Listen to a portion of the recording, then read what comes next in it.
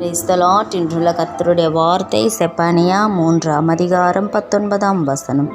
இதோ அக்காலத்திலே உன்னை சிறுமைப்படுத்தின யாவரையும் தண்டிப்பேன்.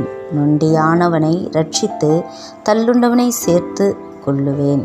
அவர்கள் வெட்கம் அனுபவித்த சகல தேசங்களிலும் அவர்களுக்கு புகழ்ச்சியும் கீர்த்தியும் உண்டாக்க செய்வேன்.